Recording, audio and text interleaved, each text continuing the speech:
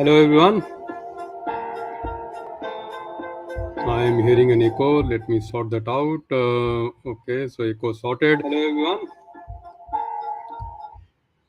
everyone. Everything sorted. So once again, greetings. Welcome to the episode number 10. Very special episode for us. Episode number 10 of the Qualitist series.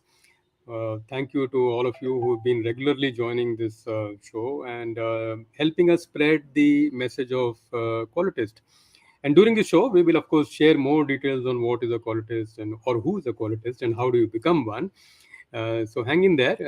And one request, of course, is that if you want to hear more of such, delightful interviews with distinguished Qualitists, do follow us on social media, particularly LinkedIn and YouTube. You can subscribe to these channels, and it will be good.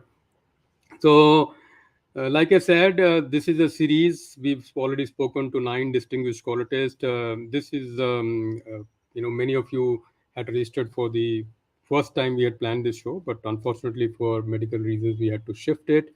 So, thank you very much for bearing with us and coming back for the show.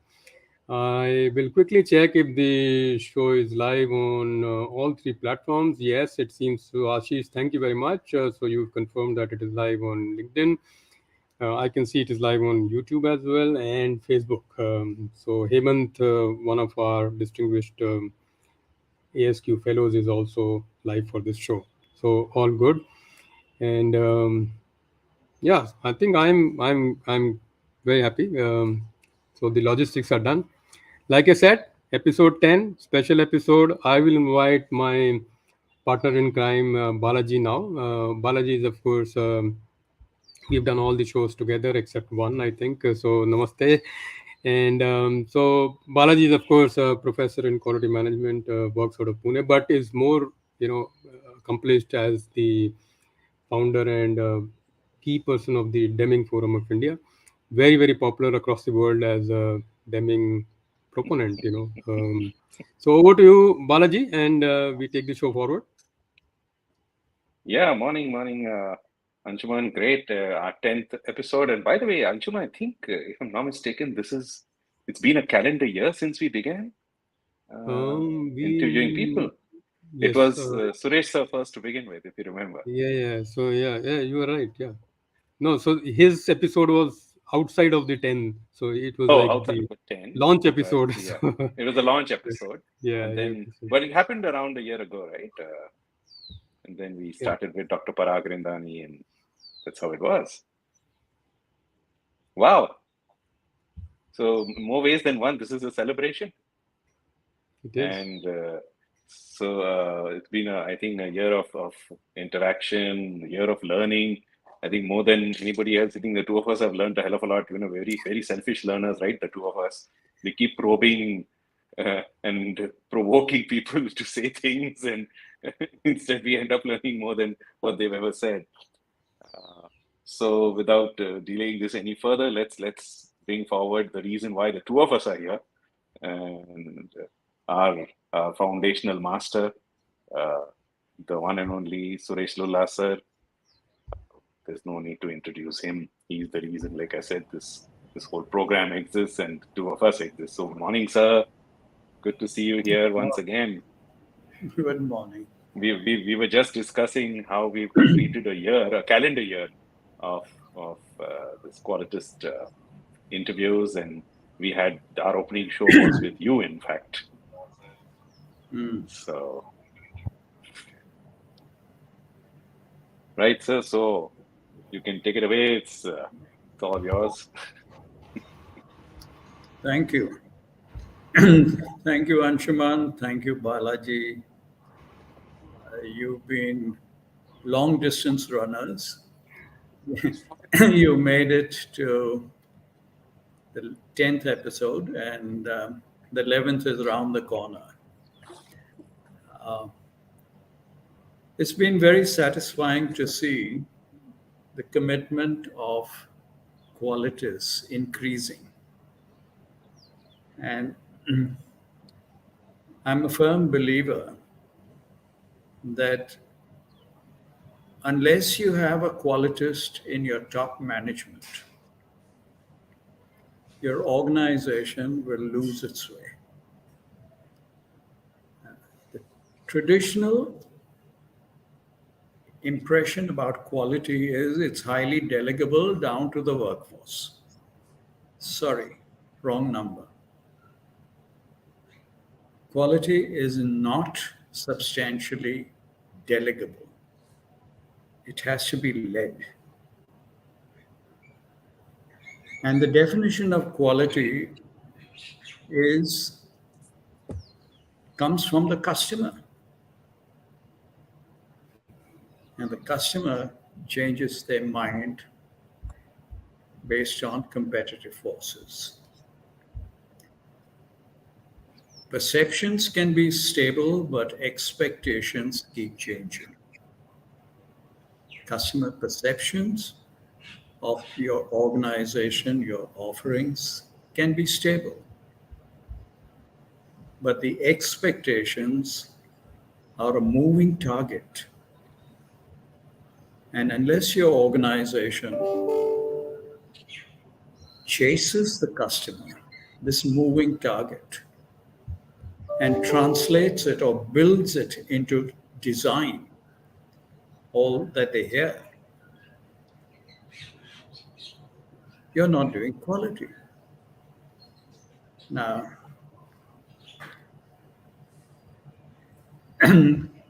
quality has also been evolving. The icon for quality originally was the craftsman. The craftsman who built the Taj Mahal, the pyramids, Buckingham Palace, and so on, Madurai temples. He understood customer needs. He translated them into features. And he benchmarked those features to be best in class because his reputation depended on being best in class. He set product goals. He then had to have activities or processes to deliver those goals. These activities entailed costs,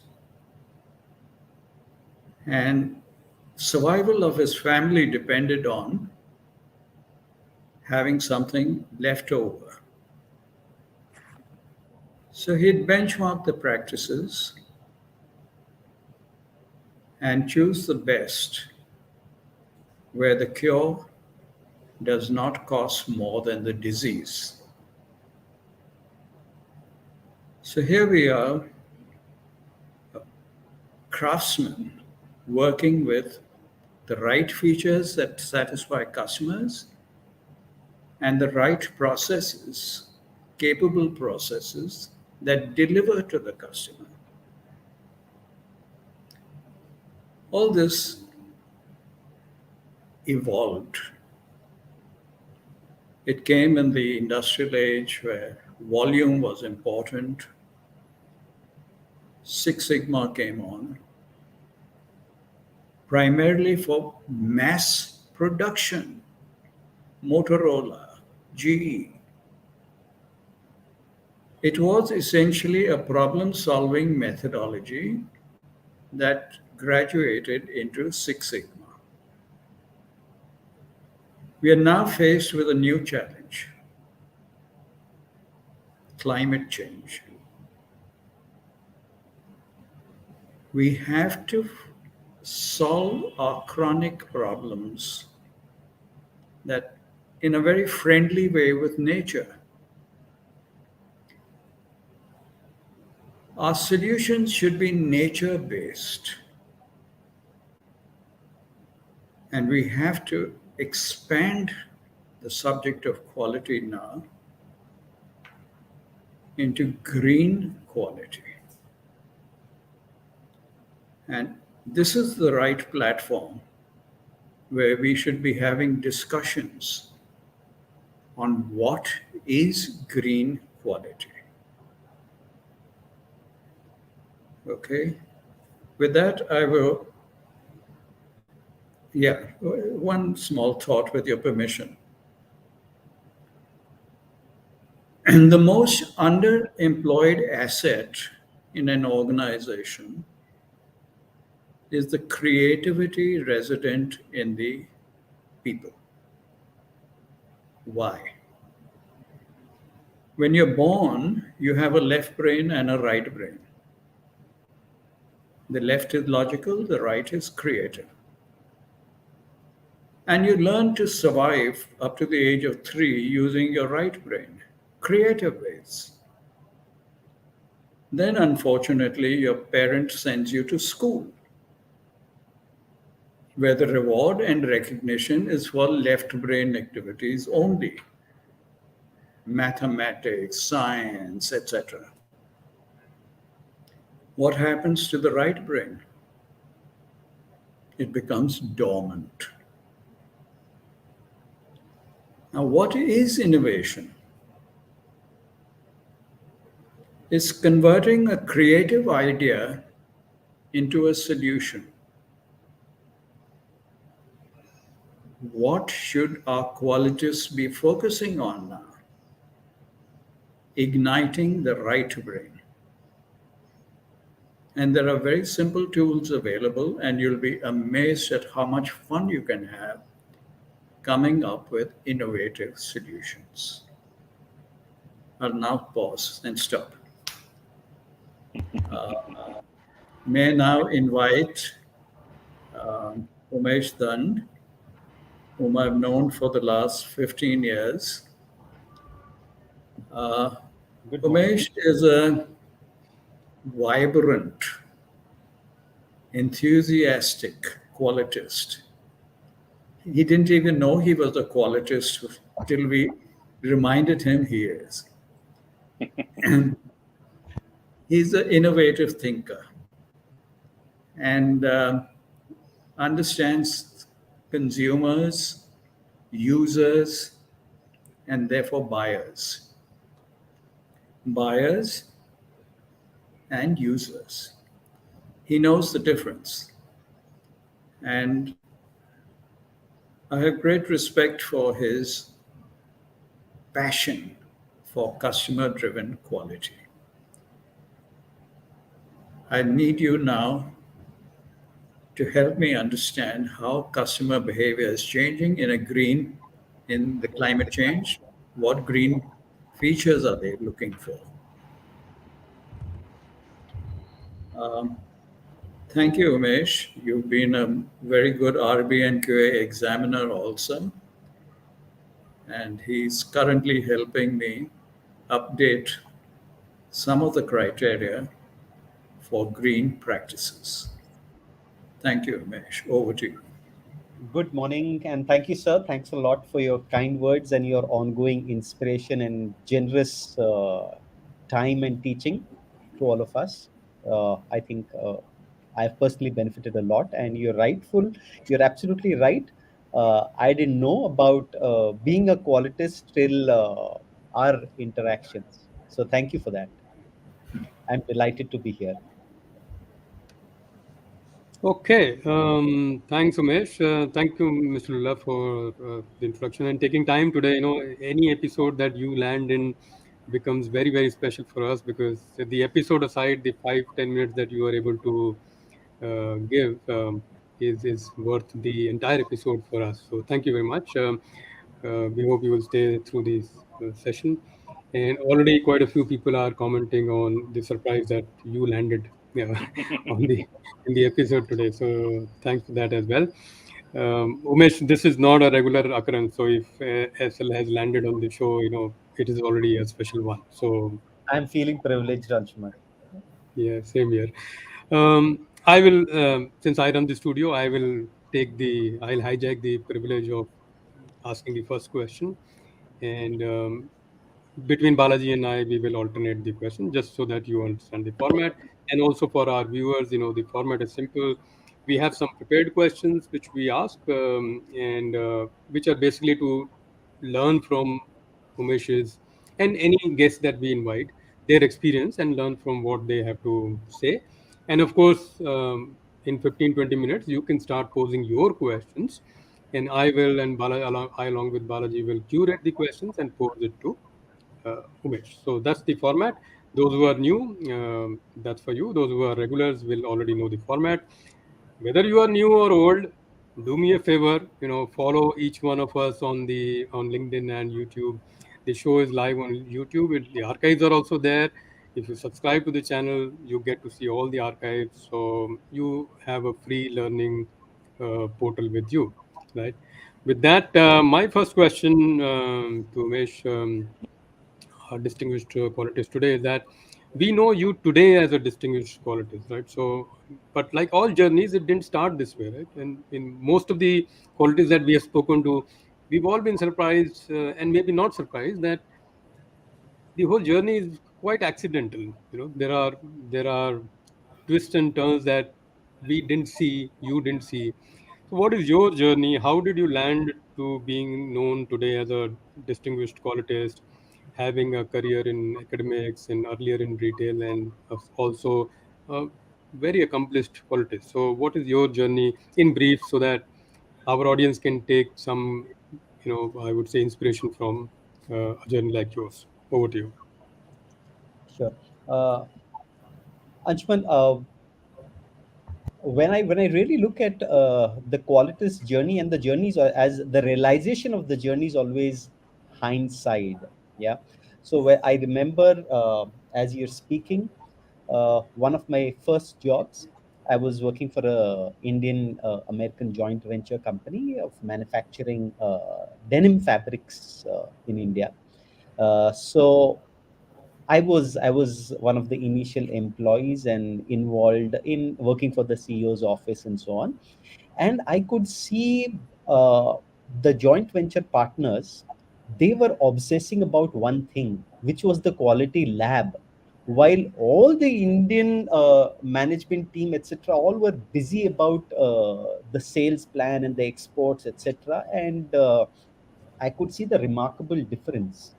And over a casual lunch conversation along with the American counterparts, I asked them that, hey, this is what I observe. Okay, while once you all are busy with the quality lab, others are not looking at it. They are looking at exports. They are looking at sales. And I'm a newbie. What do you see? They're saying that, hey, all their plans are dependent on how well do we do. Okay, so if we deliver quality, they have quality customers. Yeah, so that's really my first encounter with quality. And yeah, and one aspect of quality which I realized on hindsight was, even before I formally started working, this was during college times. I used to work for pocket money, for that extra bit of pocket money after college. This was at a retail store, sports store. And when I got the offer to join them, so I told the owner, I told, thank you for giving this opportunity to me to work for you. And he told me, hey, we all, and including you, we work for the customer. Now, to me, that sounded remarkably polite. Okay, but on hindsight, I realized that, hey, what's the quality connect? Yeah, I realized that right now. And really, my deeper commitment and formal commitment to quality and engagement with the quality community really started off with through the IMC RBNQA, the National Quality Awards. Okay, and their excellent programs and the rigorous framework. I have personally benefited a lot out of it, and I'm certain that I'm not the only one. There are so many people across, right from the assessors community as well as the application community, and the huge contribution that this initiative has done for the country. So really, if I look at it, I keep joining the dots and seeing how quality uh, has been an underlying theme all through my career. Yeah, I mean, I can go on. Let me add one more to it. Sure, sure. Yep. So while at Shopper Stop, we had one of this value called customer comes first. Okay, where all employees, whether senior or junior, everyone started with The induction program was essential component was standing on the shop floor and selling, interacting with customers, understanding how do they behave during peak hours, whether it's during peak seasons of Diwali or New Year's. Again, leave your desk job, no matter where you are, go to the store, sell to the customer. Another customer recovery process was so sacrosanct. Okay, so that was that. These are all connects with quality, and I think one of the places where uh, I saw quality embedded, okay, in its very values was the Aditya Birla Group, okay, and the emphasis of values that they had, the way it has been institutionalized as one person joins in, or through every training programs, or even the entire performance management process. It is it is so beautifully institutionalized, as a result of which quality thought and practice really flows through the diverse business group that it is. Yeah. So yeah, I see in short, I really see quality as an underlying theme without having realized it. Yeah.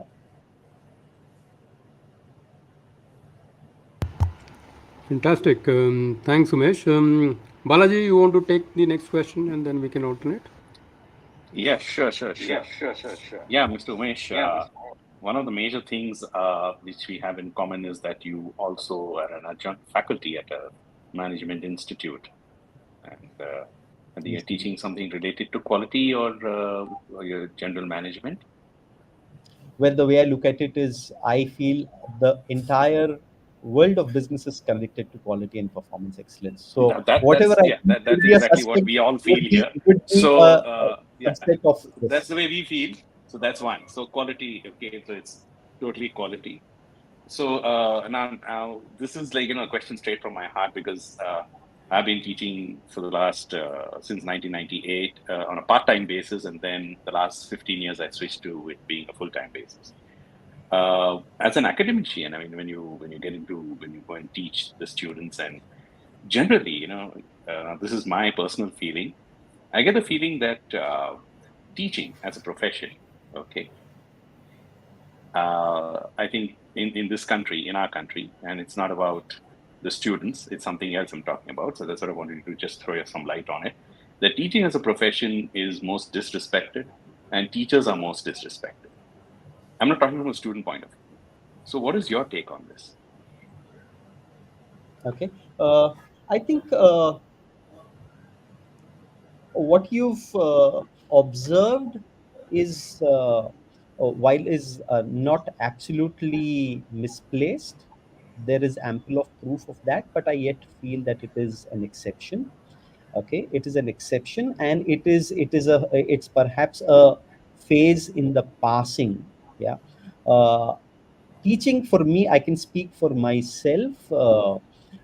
Teaching for me was an inner call, or an urge to teach. Okay, so while I was at the industry, I used to go to management institutes as a visiting faculty, because I felt that that process really brought me alive.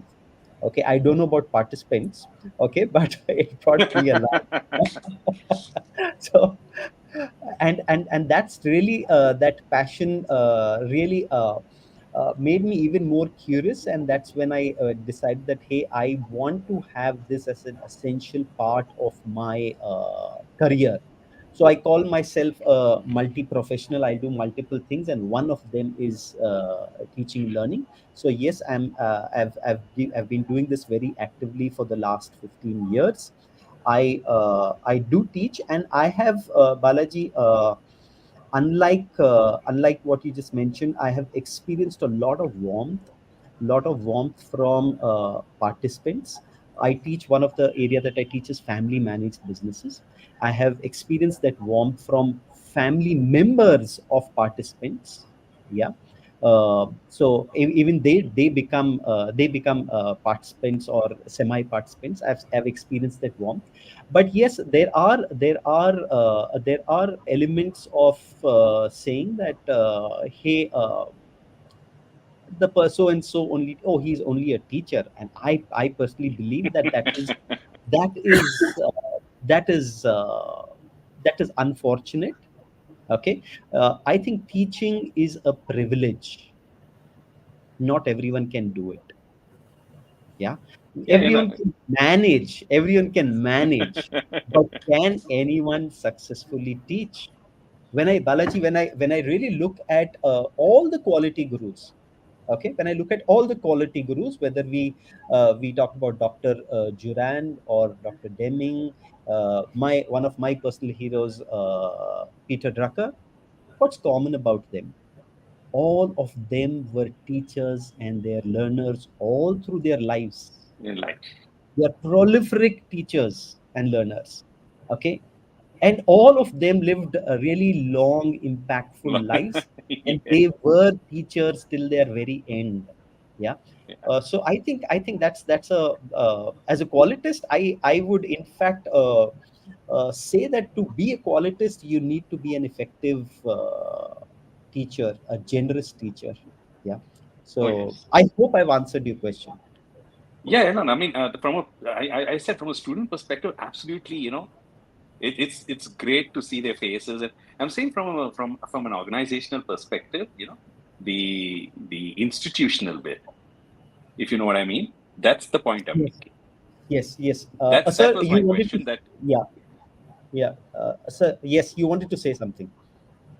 Yeah. I'd like to add to what Umesh and Balaji have been saying.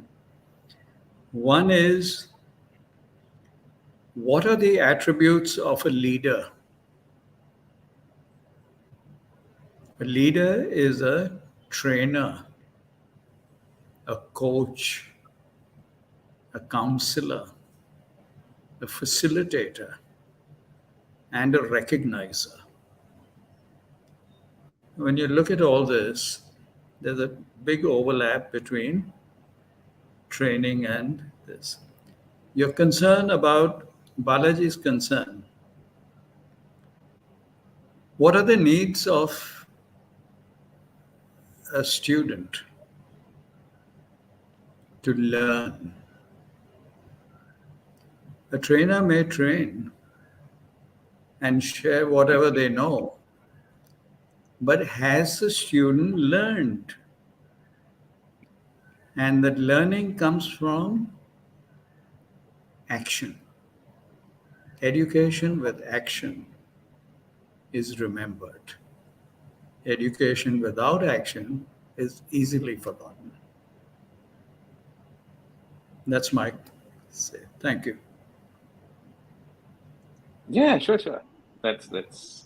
I was looking from a very different perspective. So I thought, since Umesh sir is in the same field that I am, I thought I'll just throw this question at him. Did he have the same experience? That it's never from a student perspective.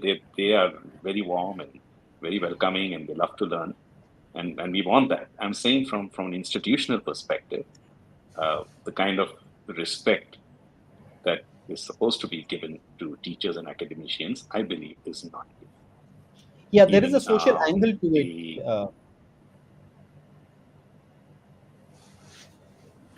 I Anyway, do so not that's it Even deny I, that. from me. Yes, even Anshuman. I wanted to be a teacher. I wanted to teach on campus, but I couldn't get a job. So I went into industry. Fair enough. Moving on. So there are already quite few questions and comments coming in, but we'll get to that later. We So, like you mentioned, I think Umesh, and the last 5 minutes has also demonstrated the multifaceted experience that you have, Umesh. And the the thing that struck me is that you have played senior roles in multiple industries now, including academics as well, right? So, which obviously made you a very good candidate for this kind of discussion, because you can bridge uh, education, quality, retail. Not many people can do that, right? My Therefore, my question, of course, is that learning from multiple domains, what do you think you can bring? What quality practices you can bring to education, and what education practices we can bring to other fields, if any come to mind? So Sure. what can we learn from each other?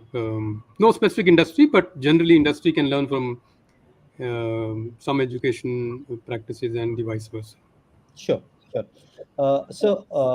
Anshuman, if you really look at it, education is all about making learning happening and translating that into action. Yeah, influencing action is really what is education all about. And whether it is school or higher education, there's an essential element which is required, without which learning does not happen. And that essential element is care on the part of the faculty, the facilitator, the teacher. Now, care is something that cannot be automated, it cannot be delegated, it cannot be substituted, it cannot be compromised at the cost of learning and teaching. Yeah. So students and participants across education institutes, they benefit only because of this care brought forth by the faculty and the teachers. And I think managers and leaders from the industry can learn cultivating this care for team members. And I think this, if rightfully done, just the way Lula sir just mentioned it, this can be a force multiplier of excellence within organizations. So that's what I think industry can really look at in terms of from educational institutes. Now, if we look at the reverse, okay, I'm reminded of what another personal heroes of mine, Professor Clayton Christensen, mentioned, and he mentioned this way back in 2017. Okay, he predicted that 50% of colleges and universities will go bankrupt in 10 to 15 days, and then 10 to 15 years, and then he added, saying that perhaps it may be 9 rather than 10.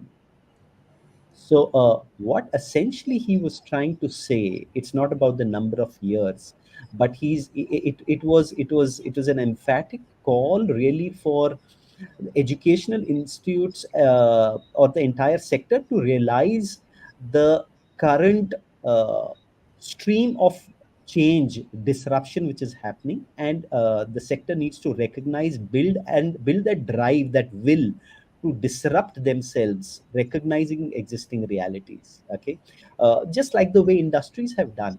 If you look at companies, successful companies, they have endured, adapted, and reinvented themselves to be competitive and uh, and value creators, and whether it is disruptive times or business as usual. And I think educational institutes can learn this from the industry. Yeah. I hope I've answered your question.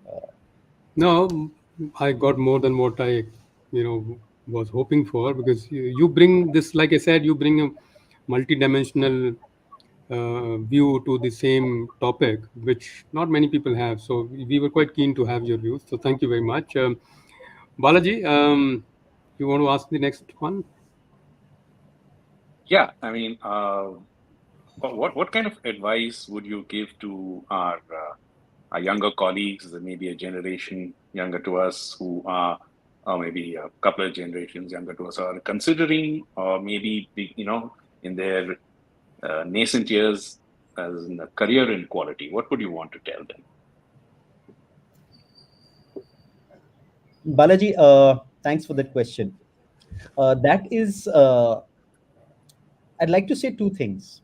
One is share something that I've been kind of, it's something that in my mind that I try to really use, and it has really helped me. And I've not created, I've only perhaps learned it from others. What I call the golden triangle, and it's like a golden triangle. Right on top is the customer, on the right side is data, and the other left base is the team.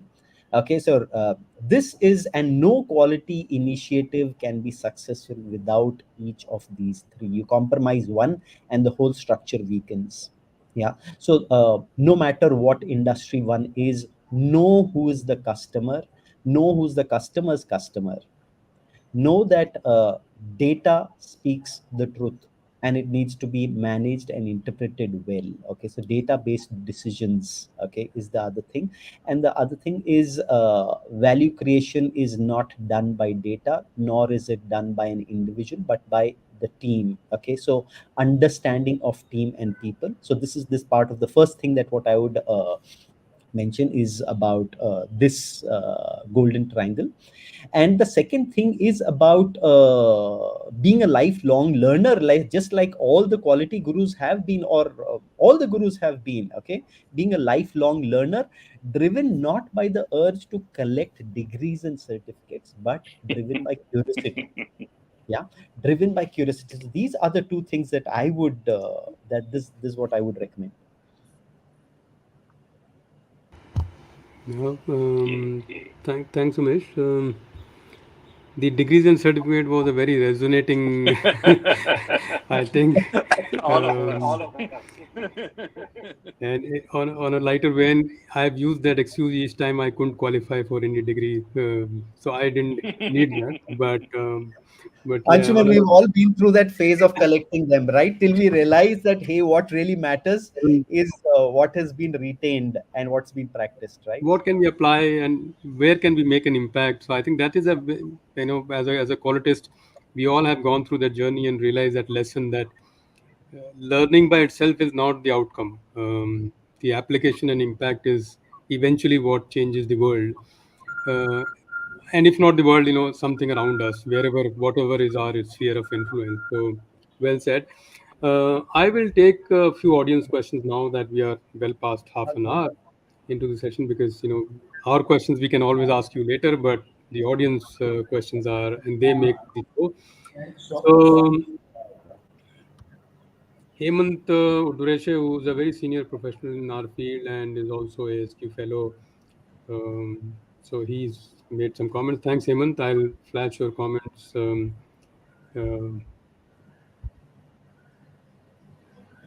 Uh, there's a question hidden in it as well. So thank you, Hemant. He's joining us from Facebook, customer data, and trust Hemant to hide something in statistics terms. So he's done that. Customer data and teams. So that is the complement for your golden triangle. But would you like to make it quadrilateral with management commitment, or leave it triangle? So we will leave it for another day, Hemant. You Sure. are in Pune along with Umesh, so you can meet, have a choice of your poison, and then settle this.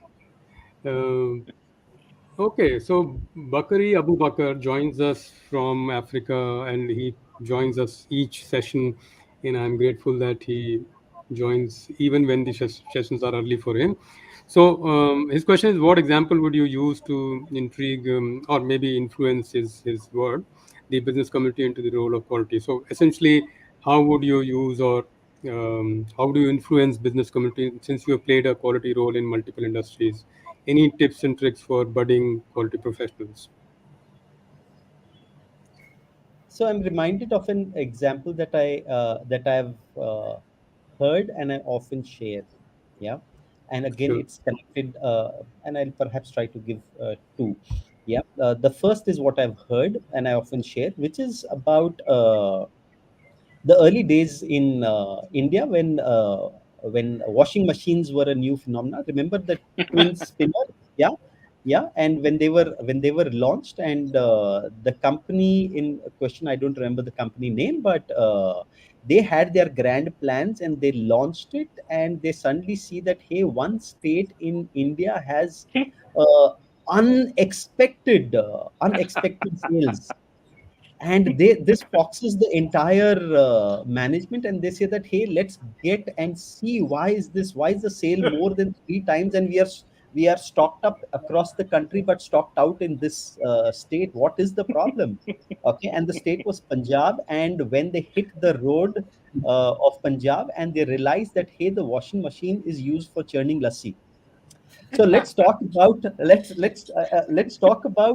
hey, the great quality product and its intended use, but finally the customer decides what he or she is going to use the product for.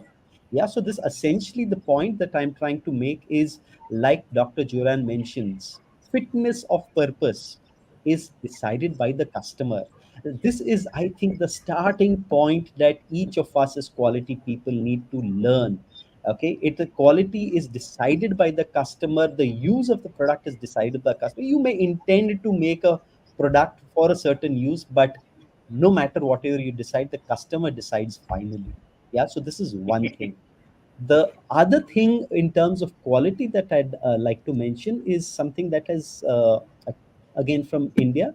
I'm reminded of another aspect of quality, which is the Taj episode of the terrorist attack, which happens, which happened, and there's a fantastic case study, and a lot. This entire phenomena has been studied so well. Okay, there's a Harvard case study, and which is very, which really observes that, hey, we talk about quality, we talk about SOPs, we talk about things to be done and measured and all of that, but when crises happen, the first thing that goes out of the window are the SOPs, because they don't really, the SOPs are not made for extraordinary times. What's made for extraordinary times are the values, and what we saw in the Taj episode of employees throwing themselves between the terrorists fired bullets and customers, okay, is a phenomenon that is not, it's extraordinary.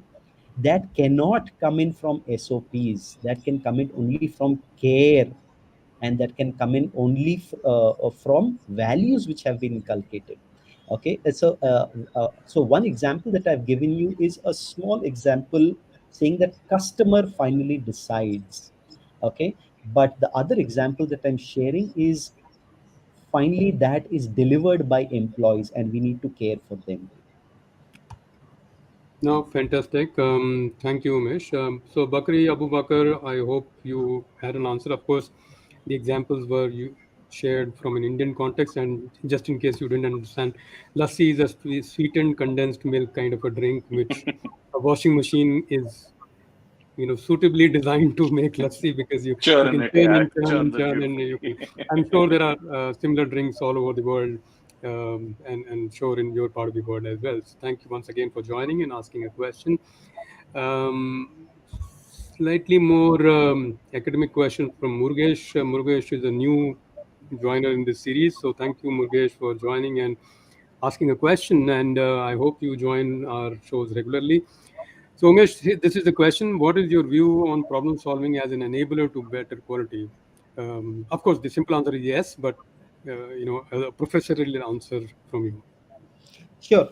So I problem solving, the way I look at it is in two parts. One is regular problem solving, okay, problems which are routine in nature and they being solved, and the other is exceptional problems. Okay, so exceptional problems require a different kind of thinking, which Lula sir was mentioning, where we need our creative brains, we need our innovative, we need to tickle our right side of our brain and be innovative about problem solving. And when we're talking about the routine, it tends to be that, hey, we need to go through a logical sequence of questions and answering and investigating to figure out what the problem is. Okay, but everything said and done, we need to bring our whole brains to problem solving, and uh, quality cannot be delivered without getting the whole human being and the whole right and the left side of the brain to solving. I hope I was clear, Anshuman. So quality Yes. essentially is about solving problems. So there's no doubt about it. My essential point is there are types of problems which require different types of thinking, but finally, we need to get our whole brain, that is right, left brain, to problem solving. No, And there are I, multiple tools. There are multiple tools. Yes, sir. You wanted to I say was something. about to ask Mr. Lulab to contribute, because problem solving is the Yes. place where all the quality improvement process started. So yes, yes, sir. The job of a manager is to solve problems, right? Routine work can be done by supervisors. Now, within problems, you have sporadic problems where you have to treat the symptom of the problem. You have a headache, you take a crocin, headache gone, right? But what if your headache persists? You keep having crocins. Now you figure out this is a chronic problem, and I have to get to the root cause of it. So you go to the doctor. I do teach, and I have Balaji. Get to the root.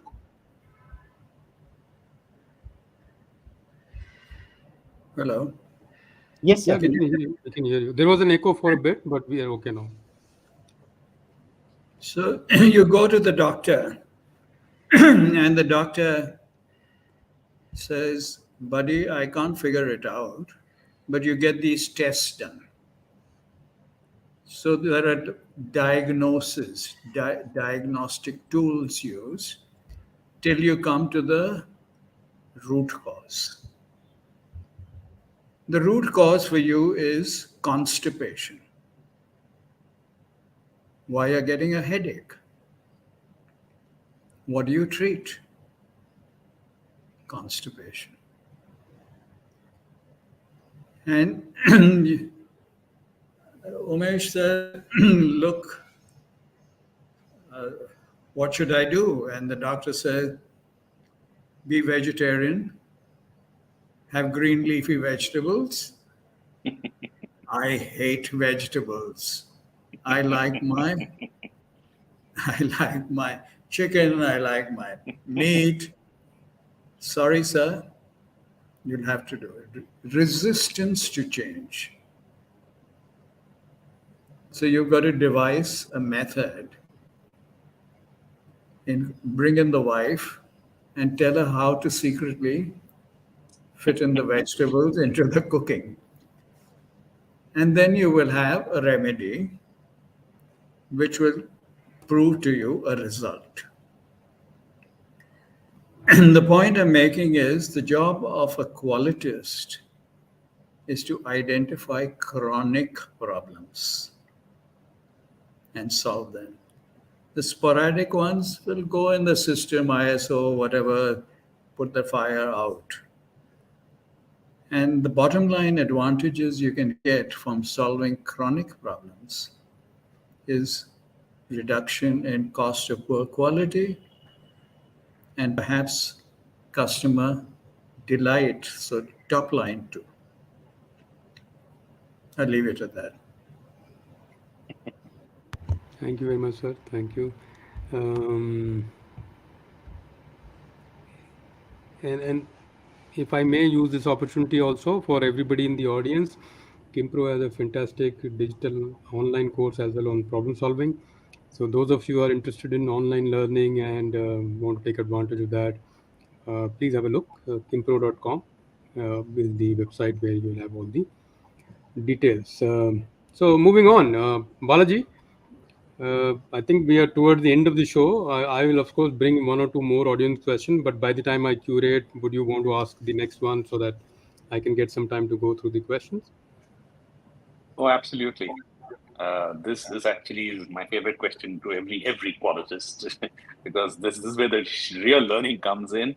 We try to unravel or unlock your secrets. Any favorite book of yours, Mr. Umesh, that on quality, innovation, management, maybe something general, which was like a game changer for you, something which you feel that you want to share with our younger audience or even with us, because we love to read, all of us. And if you could let us know of that, it would be absolutely fantastic. We know you can't get anywhere without reading. So definitely know that you must be an avid reader. So if you could. Umesh, your mic is muted at your end. Yes, I hope I'm No. audible. Yeah. Yes, no. So, Yes, I try to be an avid reader, and one of the book that I'd like to really recommend is this book called The Innovator's Dilemma. Okay, written again by Professor Clayton Christensen. And one of the key concepts that's covered in this book is disruptive innovation. And he's written that in several, I would say, decades ago. Essentially, I don't want to take mention too much about it, but largely what he's saying is he's talking about disruptive innovation and the need to look beyond the boundaries and the fences of the organization or the industry and look at the indirect competitor or the fringes of the industry. In Disruption begins outside and then creeps up. Okay, and he's illustrated in that book, industry after industry, how disrupt the need for disruptive innovation and the phenomenon of disruptive innovation, and what do innovators really need to do. That is one of the book. There's another book for people who are more inclined to look at innovation in the educational field. There's a book he used essentially the same thing in a book called The Disrupting Class, where he looks at the root causes of why schools really struggle in offering solutions that fly. Okay, he does the same thing and applies it to the healthcare industry of America. Okay, where he examines what really makes the American healthcare system work or not work. Okay, and then he talks about innovation, where he's talking about the innovative university. Yeah, where he's talking about what higher education needs to do in order to really disrupt themselves and innovate for current times. Yeah. So one essential theme, I've talked about one author, one essential theme, but the way he has interpreted the theme across various different playgrounds. So Balaji, that's really the book. So anyone interested, pick up any We one of made a them. note. Yes, I'll do that. Yeah. So, not to expand your list, Balaji, but Professor Christensen's range is, absolutely amazing. Yeah. I absolutely love the concept, and you will notice this theme, of course, and I'm sure the audience will also notice from previous episodes that most qualities also straddle innovation Hmm. without we realizing. It actually goes together. None of this we realize, and I've realized over my career that it goes together.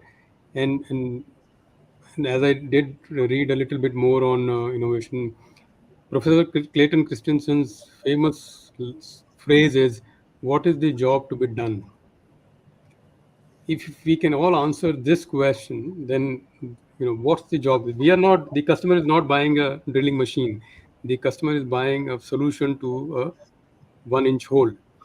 So if anything else can do that 1 inch hole or whatever is the hole, he's fine. The customer is not looking for a machine. So anyway, I always get fired up when I hear Dr. Christensen's examples, and of course, his last book is probably the most life changing one. How will you measure your life? So which he doesn't write anything about his education and all this stuff, but writes mostly around what is all this about. And of course, he was dying of cancer towards the end, so his perspective was totally different. So apologies for a diversion, but I will take one or two quick questions before that. Umesh, in case you didn't realize, Bakri has confirmed that lassi is available in Africa as well.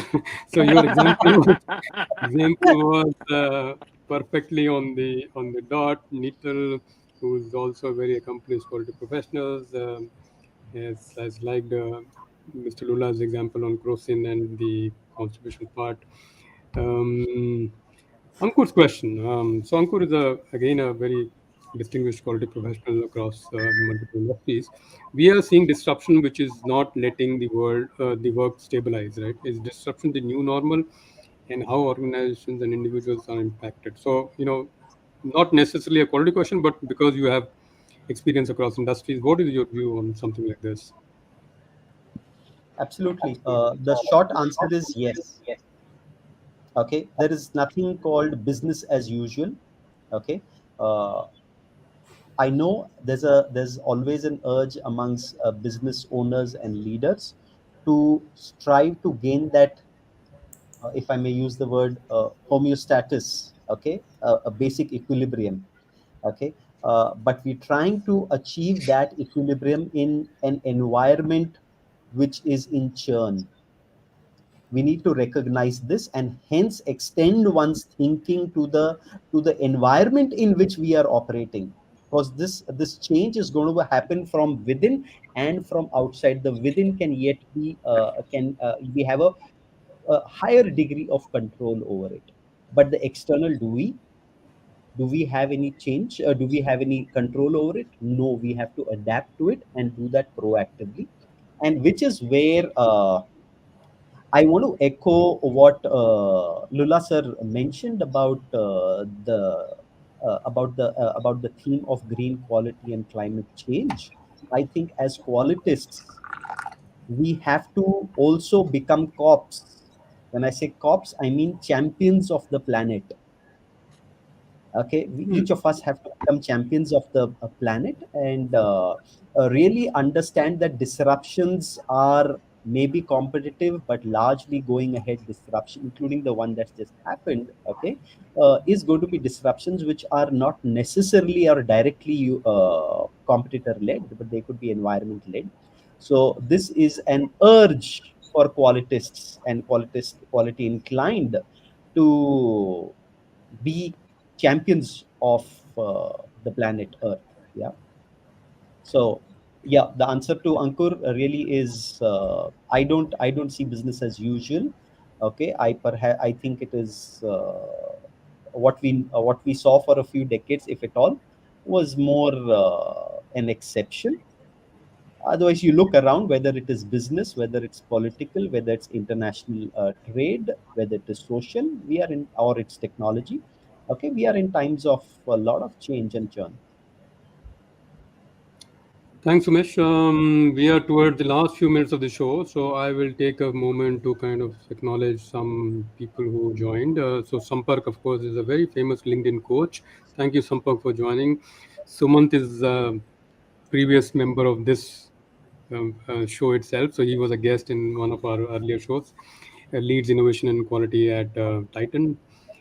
Thank you, Suman, for joining today. Many other people I have already mentioned. Mr. Lula, you might remember Bhagpat Padi from our Indo-Gulf days. So he's joined the session after many um, years. I have two Balajis. One was enough, but okay, we eliminated one. Okay. Um, Good comment from Rajesh, another regular on the show. So yeah, so all over, I think fantastic show. I would like to quickly close it out. So because one, I would say characteristic of a quality show or a professional is to start on time and end on time. So which we will do that. Thank you, Mr. Lula, for joining today and making the episode special. Of course, number 10 episode, but.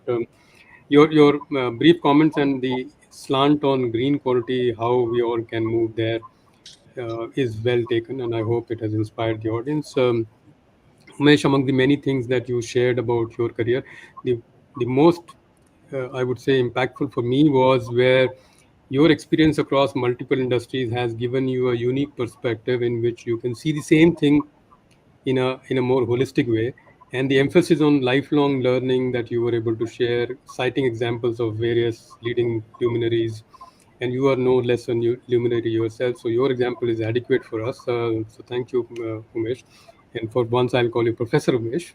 You gave ample example or illustration of you being a professor in this show, so thank you for that. Balaji and I, of course, are partners in crime, so we thank each other for being on the show and having a ringside view on learning. Yeah, Balaji, over to you. A quick question Yeah, or yeah. I'm not letting you go, Anshuman.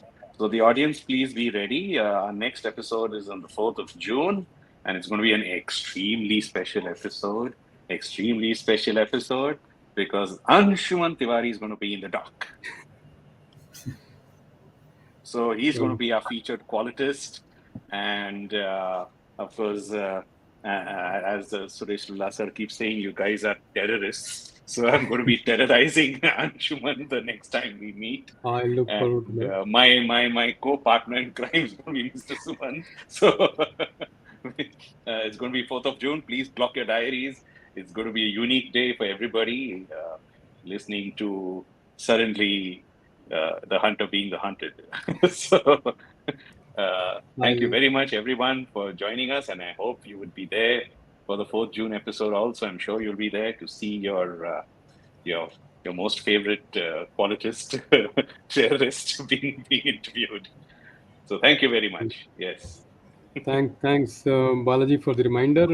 So once again, the show Balaji is referring to is the 11th in the series, 4th of June, 11 a.m. I will, of course, we all will post reminders and show links. So please do join. With that, and the wonderful comment from Bakri, and thanks a lot. And yeah, it's quite a few comments. So I will thank everybody and the audience, and most importantly, our guest of the day, Umesh, on all our behalf from Qimpro. Thank you very much for your time. And Thank you. just in case anybody is wondering, I didn't mention it earlier today. The recordings of the show are available on 3 platforms: Facebook, LinkedIn, and YouTube. So, in case you missed or could not attend the entire episode, you can always come back. Advantage of coming back and watching is you can watch it at a higher speed. The live show you can't watch at higher speed. Okay, with that, I'll end the show. Thank you once again. Bye bye. Bye-bye. Thank you. Bye-bye.